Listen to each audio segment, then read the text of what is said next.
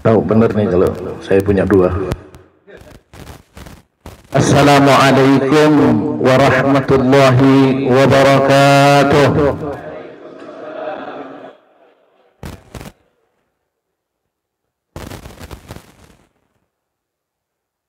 Buah durian,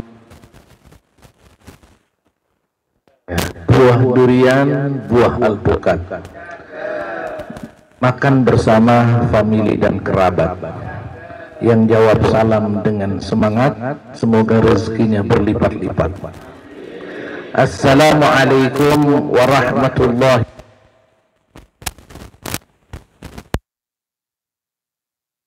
wabarakatuh.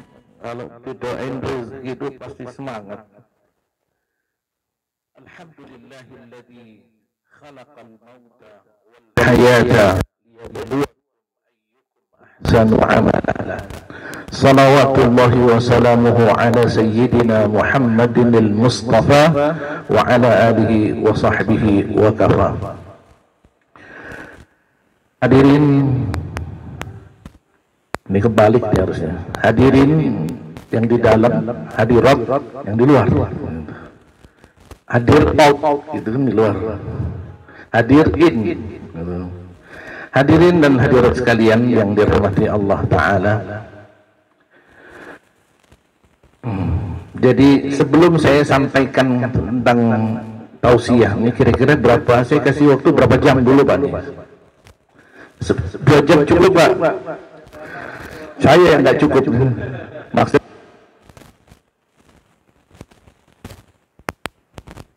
dulu topiknya tentang takziah. Apa sih takziah itu?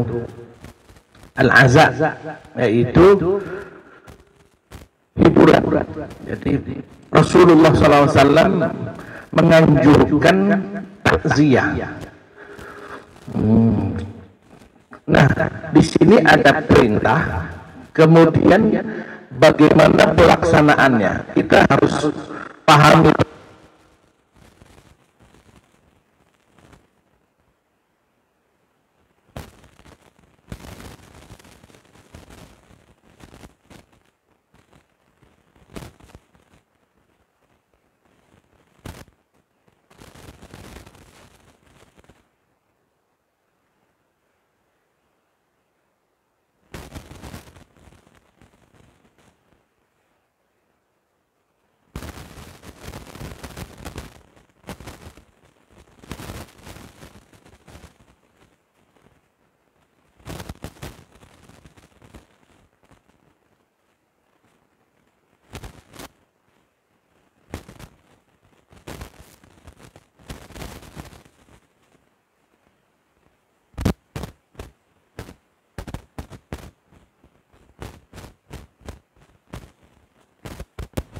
Dari Sabang sampai Merauke, bahkan dari ujung dunia di sana dan di sini pun berbeda-beda.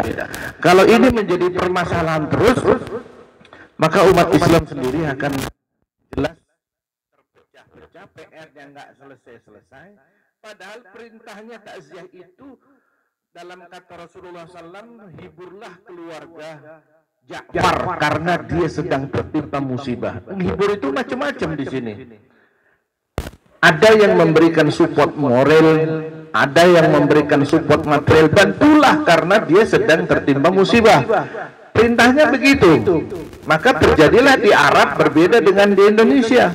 Kalau takziah di Arab, begitu ada yang meninggal dunia, ya datang aja gitu, duduk aja. Bahkan kalaupun saling mendoakan, dalam Rasulullah juga tidak menyuruh mendoakan, tapi ternyata prakteknya banyak yang mendoakan. Disitulah dikembangkan daripada doa mudah-mudahan begitu. Ya sudahlah, kita duduk daripada ngobrol-ngobrol, ngopi-ngopi, ngeteh-ngeteh, kemudian sulik-sulik. Tadi ada sulik juga, susu apa tadi? Kedelai. Sulit daripada main gaple, daripada gitu, akhirnya dikumpulkanlah zikir saja. Nah, zikir berbeda-beda dari sana ke sini. Zikir ada yang tahlil, ada yang tahmid, ada yang cuma baca surat Yasin, ada yang intinya di situ mendoakan. Nah, disinilah perbedaan-perbedaan itu terjadi. Jadi Tidak masalah mau model seperti zaman Rasulullah mah juga kagak seperti ini. Takziah nggak ada dikumpulin begini, kemudian ceramah. Wih, bid'ah itu. Bid'ah nggak ada. Baik sahabat pun juga nggak ada seperti ini. Tapi nampaknya takziah itu adalah bagaimana upaya hadir di tempat ahlul musibah dengan kehadiran mendoakan, dengan kehadiran memberikan support moral, itu juga merupakan sebuah hiburan. Nah, dikembangkan yang positif karena yang mengembangkan negatif. Katanya hiburan, kita panggil trio macan, aparatur ngebor, hiburan. Nah, itu kacau lagi, itu dah kejauhan. Intinya dalam konteks datang takziah itu adalah hadir di tempat ahlul musibah. Itu bagian dari sebuah takziah. Modelnya macam-macam, seperti halnya dengan perintahnya kan ketika hakul muslim alal muslim situn, orang muslim dengan yang lain itu ada haknya, ada 6. Idza sallama alaihi fasallim. Kalau dia mengucapkan salam, maka jawablah salam itu. Mengucapkan salam itu betul wajib, tetapi modelnya beda-beda. Orang Arab menjawab salam ketika kita ngomong assalamualaikum, dia bilang waalaikumsalam. Itu orang Arab. Kalau orang Betawi, assalamualaikum, salam gitu. Assalamualaikum, assalamualaikum. Model salamnya berbeda-beda. Iyadatul marid, besuk orang sakit, itu juga perintahnya membesuk orang sakit. Modelnya beda-beda. Ada yang tangan kosong, ada yang bawa roti, ada yang bawa buah. Nggak bisa, harusnya tangan kosong aja. Kan perintahnya cuma besuk aja. Nah, angel juga di sini. Di sini tidak perlu dipermasalahkan mau duduk di tempat orang sakit, mau doa, mau ngobrol, terserah gitu. Tapi membesuk orang sakit, intinya itu sama dengan takziah. Intinya kehadiran kita itu menjadi sebuah kesejukan, kenyamanan bagi ahlul musibah. Itu sudah bagian dari melaksanakan ibadah sunnah. Jadi masalah teknis pelaksanaannya perbedaan lah, itu sudah terjadi dan tidak perlu dipermasalahkan, apalagi dianggap bid'ah. Sampai Pak Sahibul Hajat khawatir tadi snacknya nggak laku-laku gara-gara ada yang punya prinsip tempat orang meninggal dunia itu nggak boleh makan. Ya sudah, nggak boleh makan nggak apa-apa, tapi jangan ngajak-ngajak ke orang lain. Nggak boleh makan, sampai beliau ini yang bawa jemaah udah sampai.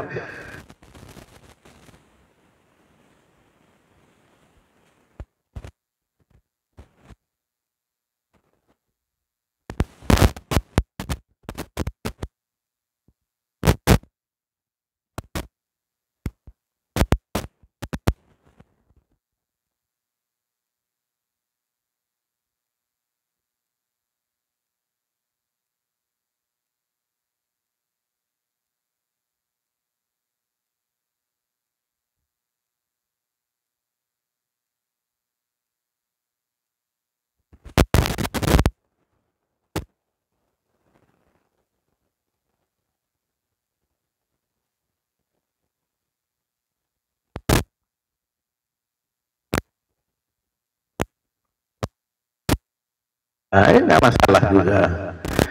Jadi itu yang ingin saya ingatkan, kemudian tidak menyalahkan itu yang paling penting.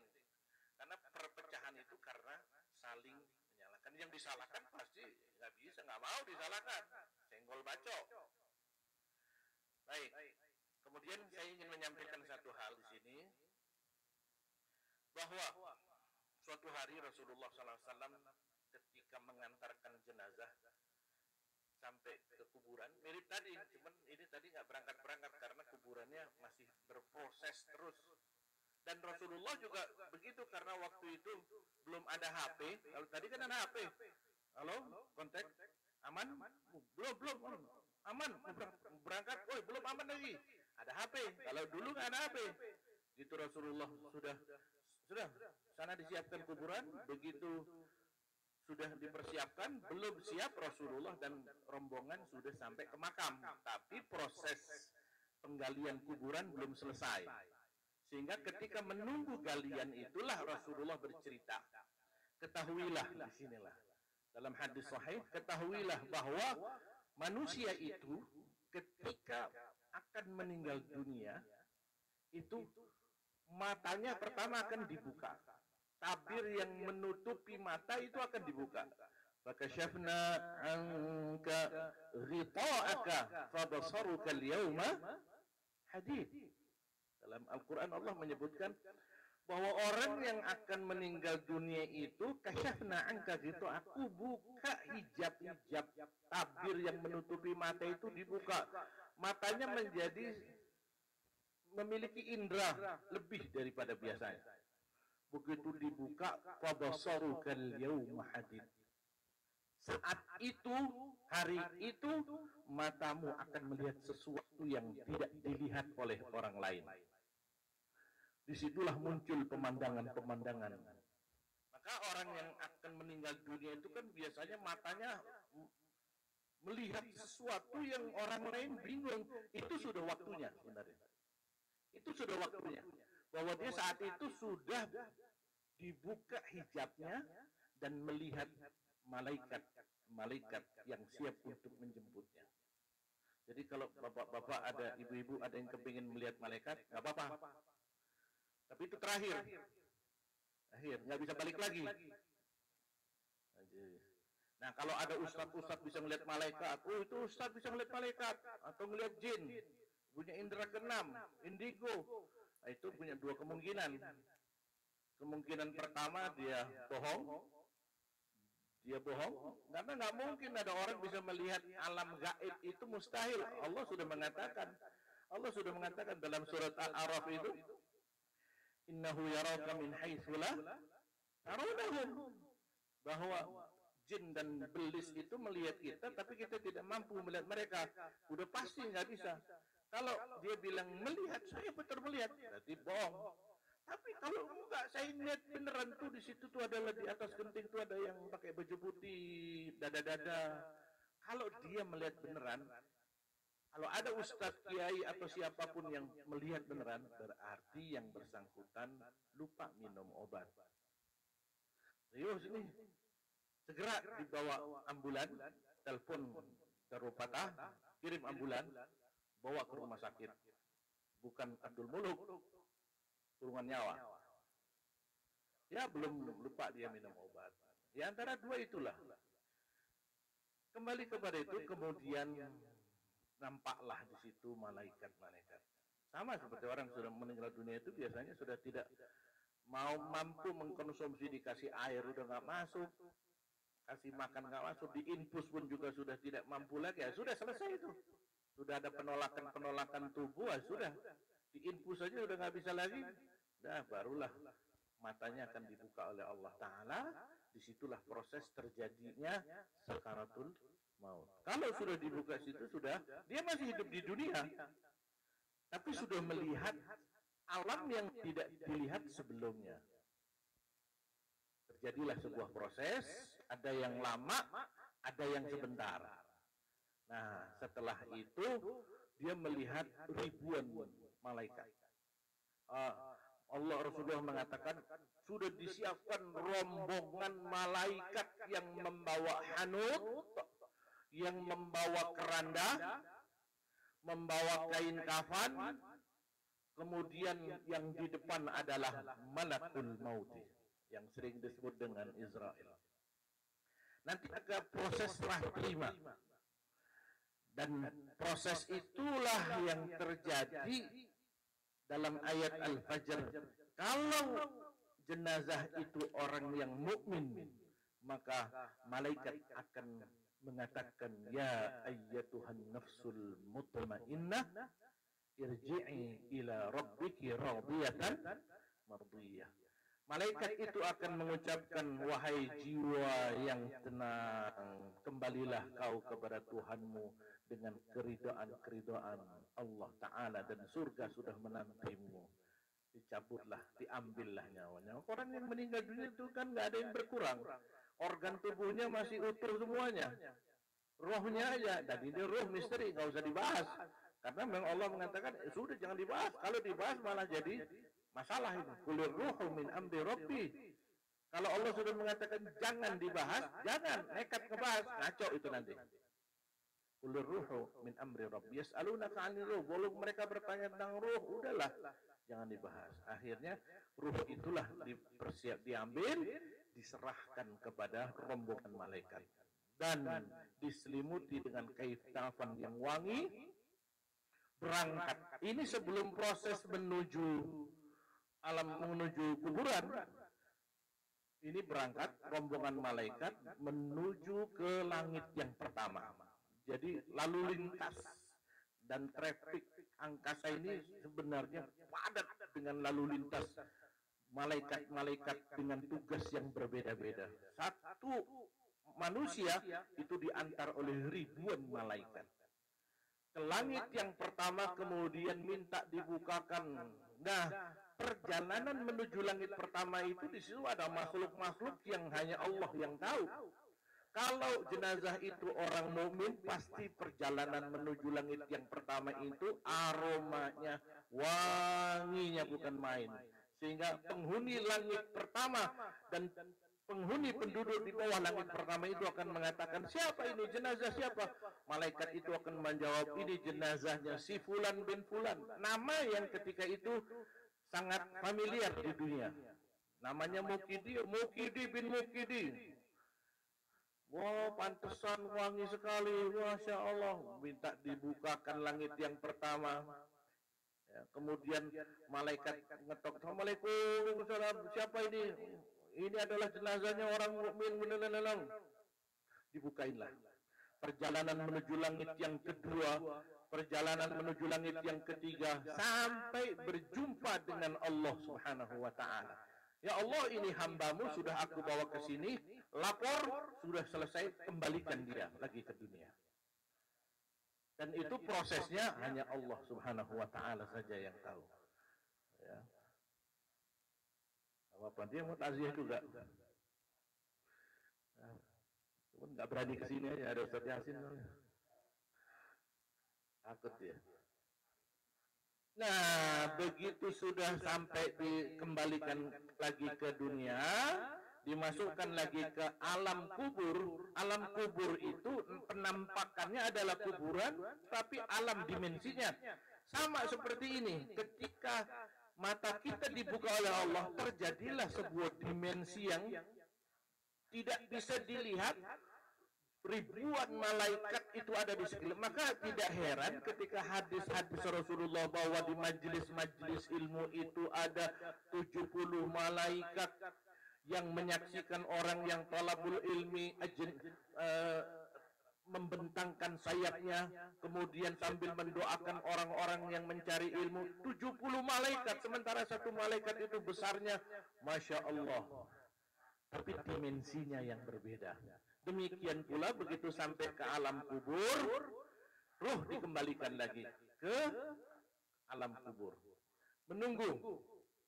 Nah, begitu sebaliknya, jika jenazah itu, kata Rasulullah, sambil menunggu kuburan yang sedang digali belum selesai, jika jenazah itu adalah jenazah kafir atau orang-orang yang dimurkai oleh Allah Ta'ala, maka ya malaikat pun akan mencabut ruh itu sambil mengatakan, ya ayyatuhan nafsul khabithah, wahai jiwa yang buruk, dengan ditarik sekencang-kencangnya, dengan disiksa hanya Allah yang tahu bagaimana rasanya, sakitnya.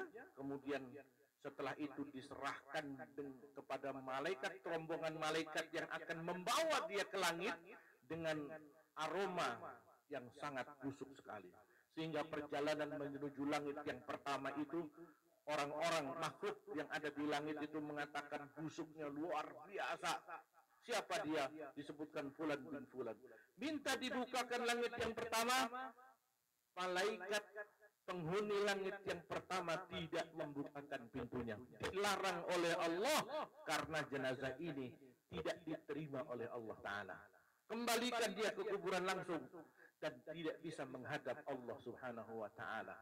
Dikembalikanlah, karena begitu sampai langit pertama sudah nggak dibukain, maka dikembalikan oleh para malaikat itu dia ke alam kubur. Nah, disitulah terjadi nanti sebuah proses tahap kedua. Perjalanan ruh tahap kedua ketika sudah sampai di alam kubur, ini sebenarnya filmnya sudah ada. Filmnya sudah ada, film yang opsi baik, film yang opsi buruk. Dan itu hadisnya sahih semuanya. Artinya perjalanan menuju negeri akhirat itu sudah jelas dan sangat jelas sekali apa yang akan terjadi nanti. Maka ketika roh dikembalikan ke alam kubur, kemudian dan Allah Subhanahu wa taala membuat orang itu ruhnya menjadi dan itu bagi Allah sangat mudah, padahal tubuh manusia sudah tidak ada lagi di alam kubur, di kuburan itu. Tapi karena Allah innahu ala kulli syai'in qadir, maka Allah pun mampu melakukan itu dan sangat mudah ketika Nabi Ibrahim ingin bertanya, ingin membuktikan pembuktian apakah Allah mampu menciptakan.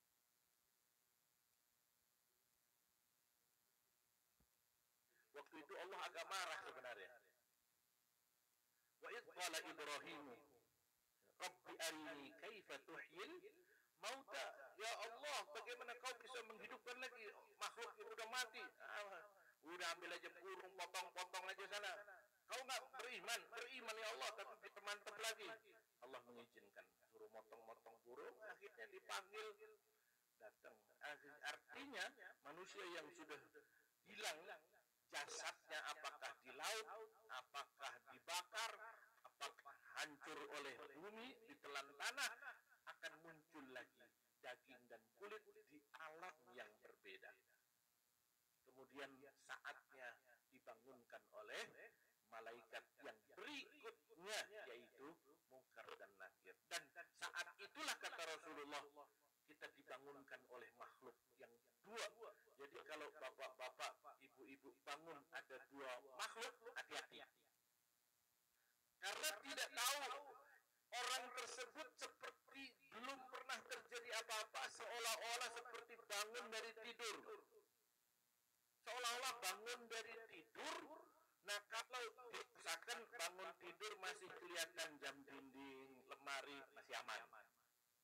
Kalau bangun tidur sudah nggak ada lagi jam dinding, nggak kelihatan lagi lemari, nggak kelihatan lagi jendela, yang ada hanya dua makhluk, hati-hati. Berarti sudah pindah alam. Sudah pindah alam.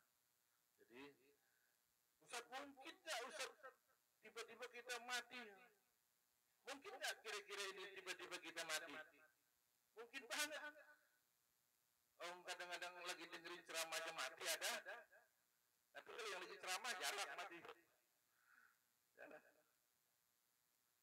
Ya. Mungkin, tapi bisa jadi Bapak Ibu duluan, saya belakangan. Atau saya nanti Bapak Ibu duluan. Jadi disitulah proses tahap kedua. Ini masih kalau saya klasifikasi itu, saya bagi akhirat itu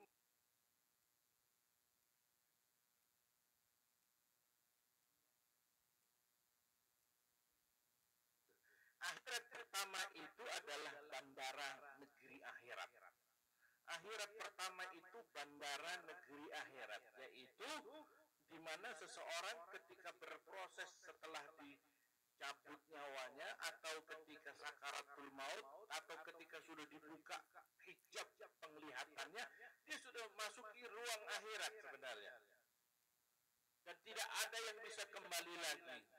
Tidak ada yang bisa kembali. Maka sampai ke alam kubur itu bandara. Itu bandara akhirat. Belum sampai pada akhirat yang sesungguhnya, pintu gerbangnya masih di bandara. Dan di kuburan, di alam kubur itu yang bisa menyelamatkan diri kita adalah kita sendiri. Karena nanti di akhirat yang kedua ada opsi penyelamat, bantuan atau syafaat-syafaat. Di akhirat yang ketiga ada penyelamat-penyelamat yang lain, syafaat-syafaat yang lain. Tapi di alam kubur itu itu tidak ada syafaat dari manapun juga kecuali dirinya sendiri yang bertanggung jawab. Akhirat yang kedua, masuk kan udah mati lagi nih, udah mati lagi dari alam kubur prosesnya, summa yumitukum summa yuhyikum, dihidupkan lagi oleh Allah, baru masuk akhirat yang kedua. Membuka matanya lagi, sudah berada di sebuah padang mahsyar yang sangat luas sekali, yang tidak ada lagi batas manusia, udah kayak miliaran manusia yang tidak ada satupun memakai busana. Hurran, tidak ada yang hufatan, auratan, hurlan. Jadi hufatan, mana Ustaz Hafi? Nggak pakai sendal dan sepatu, mau cari toko sepatu kagak ada. Kemudian auratan, tanpa busana, tanpa ada busana, nggak ada busana, celana baju, nggak ada. Pokoknya kayak bayi yang baru lahir itulah, pakai pakaian nggak kira-kira? Udah pakai baju, nggak ada. Kata Aisyah, malu ya Rasulullah, malu dong. Ya Aisyah, asyad al-amru asyad min dzalik. Aisyah karena sudah terbiasa menutup aurat jadi malu. Tapi kalau yang udah biasa buka aurat maka gak malu lagi, Aisyah biasa. Dunia juga biasa. Nah, yang ketiga, tanpa disunat. Jadi jangan kaget bapak-bapak kalau sudah di padang mahsyar melihat masih belum disunat. Kalau udah melihat belum disunat berarti udah di padang mahsyar itu, Pak. Bangun-bangun, belum sunat lagi, nggak pakai baju, berarti sudah di padang mahsyar. Sama tadi, bangun-bangun, jam dinding nggak ada, lemari nggak ada, jendela nggak ada, berarti sudah di mana? Alam kubur. Dan mana tidak tahu, siapa tahu orang tidur, berapa banyak orang yang tidur nggak bangun lagi. Tapi biasanya man mata ala syai'in, man asha ala syai'in, mata ala syai'in. Barang siapa yang terbiasa melakukan sesuatu, maka matinya pun juga dalam kebiasaannya. Siapa yang biasanya main catur, maka matinya biasanya ketika main catur. Barang siapa yang biasa joget, maka matinya biasanya dalam keadaan joget. Barang siapa yang biasa baca Quran, maka matinya akan terjadi ketika dia sedang membaca Al-Quran. Barang siapa yang sering pegang botol, dia juga pegang botol, nggak mungkin pegang Quran, nggak mungkin. Jauh kebiasaannya. Ya kalau ada yang lewat itu untung-untungan aja. Jadi itulah proses manusia, siapapun juga nanti. Tapi alhamdulillah, maka almarhumah ini usia berapa? 92. Wah itu subhanallah. Subhanallah masih. Itu bagian dari Allah sayang. Jadi kalau bukan hadis yang sering kita dengar, khairun nasi, sebaik manusia adalah manusia yang panjang umur wa hasuna amaluhu, umurnya panjang. Enggak, itu bukan hadis, tapi maksudnya betul bahwa Allah Subhanahu wa taala itu ketika membuat orang usianya panjang, Allah sayang sebenarnya. Karena orang tua itu disayang betul sama Allah taala. Bayi itu disayang sama Allah. Kemudian orang tua, orang yang tidak punya kemampuan apa-apa, bayi itu kan nggak mampu apa. Oh itu kalau nggak ada bayi, udah Allah sudah murka di bumi ini. Kalau nggak ada orang tua-tua, maka kita juga harus menghormati orang tua-tua itu, karena ya orang tua itu bisanya apa sih? Disenggol aja udah jatuh. Maka udah nggak punya keinginan apa-apa lagi, mau ngedugem, nggak bisa lagi. Ada loh, pokoknya orang tua itu harus disayang deh. Allah aja sayang sama orang tua. Maka dan doanya orang-orang semakin tua maka semakin. Tapi kalau ada orang tua kok masih bandel, itu Allah marah betul itu. Udah tua bangka, masih badung, marahnya Allah berlipat-lipat. Ada Allah itu agar memberikan batas toleransi manusia itu sampai usia 60 tahun. Dalam hadis Allah memberikan batas toleransi manusia itu 60 tahun. Maksudnya apa? Sebelum 60 tahun itu ya masih kalau minta ampun masih bisa lah diampuni sama Allah. Tapi kalau udah 60 tahun, udah 60 tahun masih berbuat dosa, mau minta ampun itu berat itu. Agak jual mahal Allah Ta'ala. Maksudnya udah tua masih berbuat dosa. Itu betul-betul berat. Maka batas toleransi usia itu yang ada usia 60 tahun lebih nih Pak. Hati-hati Pak. Minta tobat susah itu Pak. Jangan mentang-mentang saya belum 60. Sama baik. Cuman usia ini sangat mempengaruhi. Jadi 60 itu udah banyaklah beramal soleh juga lah. Amal soleh ibadah itu aja lah pokoknya. Karena ya itulah usia yang kata Rasulullah, umatku ini rata-rata usianya 60 sampai 70. Rata-rata usia Nabi Muhammad, usia umat Nabi Muhammad itu ya rata-rata 60 sampai 70. Jadi kalau udah 60 itu udah tinggal nunggu antrian udah dekat.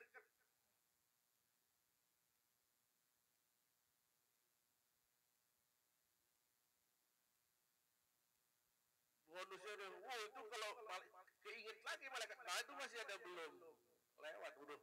Makanya lebih dari 60 tuh warning, harus warning dikasih batas itu karena emang usianya udah mentok-mentok segitu. Ya.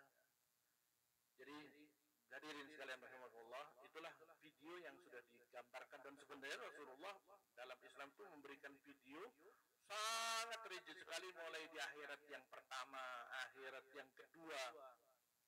Bagaimana kondisinya, kedudukan kita di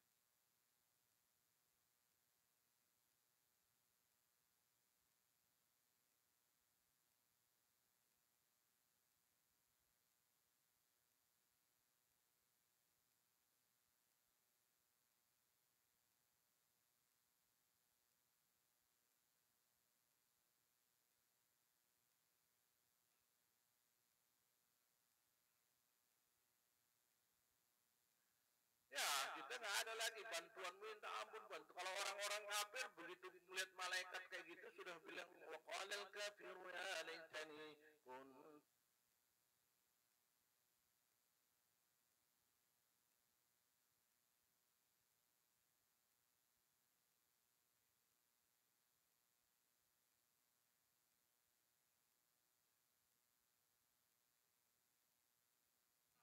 Mau cari bayi pun yang rasa jeruk tidak ada pula. Udah mau bunuh diri nggak mati lagi. Maka dibilang ya laitani kuntu turaba. Udahlah jadi tanah aja udah nggak usah. Begitulah harapan. Tapi tidak dikabulkan oleh Allah Ta'ala. Masuk ke akhirat yang kedua, nanti akan ada telaga Kausar yang ada di padang mahsyar. Nah, telaga Kausar itu ada yang di surga, ada yang di padang mahsyar. Kemudian tahap ketiga lagi akhirat yang ketiga inilah sahabat. Sahabat itu kadang-kadang CS bestie.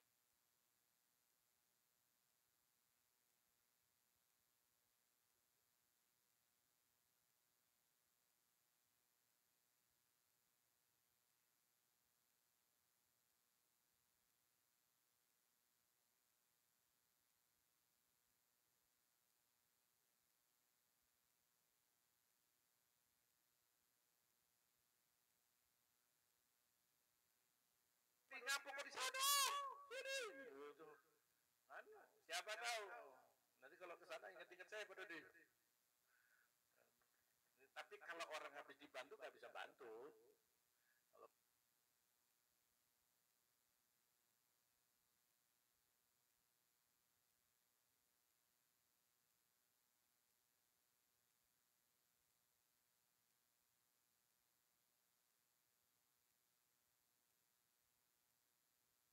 juga tidak bisa. Akhirat yang ketiga sudah babak belur di akhir di kuburan, babak belur di padang mahsyar, barulah proses surga dan neraka di sini. Begitu mau masuk surga, ingat ya Allah, saya punya sahabat ini. Ya Allah, ketika dia masuk surga, surga yang tertinggi nggak ada, sampai surga yang terendah nggak ada ya Allah. mana CS ku ya Allah, bestiku nggak ada di sini. Dulu sama-sama kita pergi pengajian, kok nggak di masjid ketemu bareng, kok nggak ada ya Allah. Allah bilang itu dia ada di neraka. Boleh nggak saya jemput ke di neraka atau bisa ajak ke surga? Ambil lah sana. Wah, bener langsung dicari lah. Jadi orang surga itu boleh studi banding ke neraka. Tapi penghuni neraka nggak bisa studi banding ke surga. Studi banding, walaupun cuma di surga nggak ada rokok, apinya di neraka. Jadi surga studi banding ke neraka bisa. Ada cuma lihat, ada yang ke neraka itu nggak ngambil, cuma studi banding aja. Macam mana sih kabar neraka itu? Nah orang-orang di neraka itu kan, ampun sini aku minta dikit dong minuman yang kau. Wanada ashabun nari ashabal jannah. Orang neraka, penghuni neraka bilang, ya penghuni surga. Ya udah ngelihat, saling teriak juga bisa. Fa'an afidu alaina minal ma'i aw mimma razaqakumullah. Udah beri aku apa yang diberi sama Allah. Ada keripik pisang jadilah, ada pisang jadilah, pokoknya apa aja jadi mintalah. Bawalah sini, jangan cuma ngeliat doang gitu. Maka kata penghuni surga apa? Qalu innallaha harramahuma 'alal kafirin. Kagak boleh, aku gak boleh ngasih apa-apa. Aku cuma boleh ngeliat doang gitu. Waduh, begitu sahabatnya datang dicari yang neraka, kata Allah tuh di neraka dia, jemput dia. Ketemulah dia, mau tanya, cepet nanyanya. Malaikat canggih di sana teknologinya. Ketemu di neraka berapa? Neraka 5, jemput ke neraka 5, ketemulah dia. Lagi gebukin sama malaikat. Panggil, woi bro, ngapa kau di sini? Ayo udah sini. Malaikat sudah nggak berani lagi. Kenapa kau panggil? Lah sudah ada izin Allah. Ayo ikut bro. Langsung mana? Kita ke surga. Wah senengnya luar biasa itu, ya Allah. Untung ada kau bro. Kalau enggak udah, aduh, sudah nyungsep terus ya Allah. Sahabat-sahabat jadi panggil. Dulu pernah rapat di DF bareng-bareng kan, nggak ada di surga. Ya, pokoknya besti carilah itu di neraka. Allah mengizinkan. Itu syafaat di akhirat yang ketiga.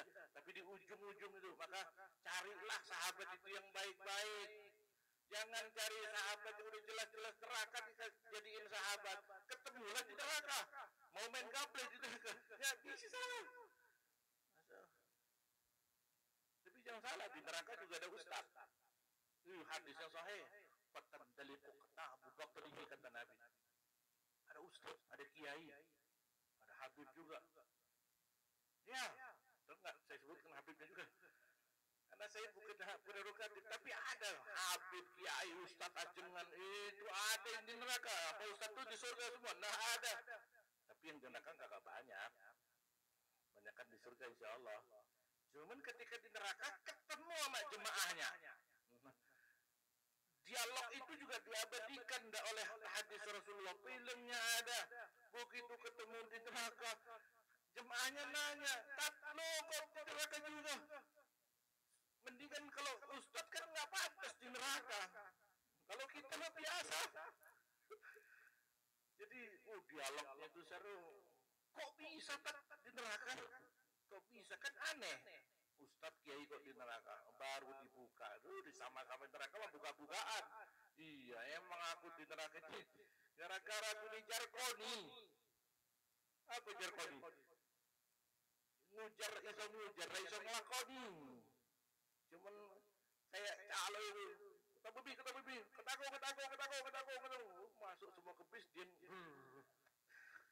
udah berangkat di sini. Jadi calo dia. Ngajak kebaikan, ngajak yang baik-baik. Dulu aku ngajak kau supaya buat begini. Tapi aku nggak lakuin, aku cuma ngajak doang. Aku ngelarang kamu jangan begini. Aku lakuin itu.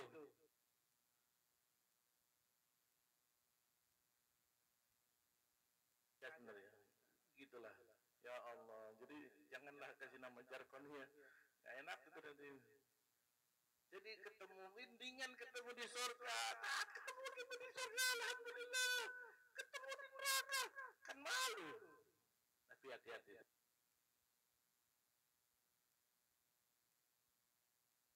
Maksudnya bisa saya buka, saya tutup sekarang. Saya belakang sudah gini-gini. Ya insya Allah kita lanjutkan nanti. Tapi saya mohon izin karena malam kedua, ketiga juga tidak bisa hadir. Tapi insya Allah saya doakan mudah-mudahan almarhumah. Saya yakin almarhumah ketemu dengan beliau ini, masya Allah ceritanya panjang, ngasih nasihat-nasihat, cerita-cerita jadi guru. Maka saya pengen jadi guru aja lah, nggak pengen jadi anggota dewan lagi. Alhamdulillah nyaman jadi guru itu. Wah, fasilitasnya nggak kalah sama anggota dewan. Siapa dulu ketuanya dah? SPPD juga ada.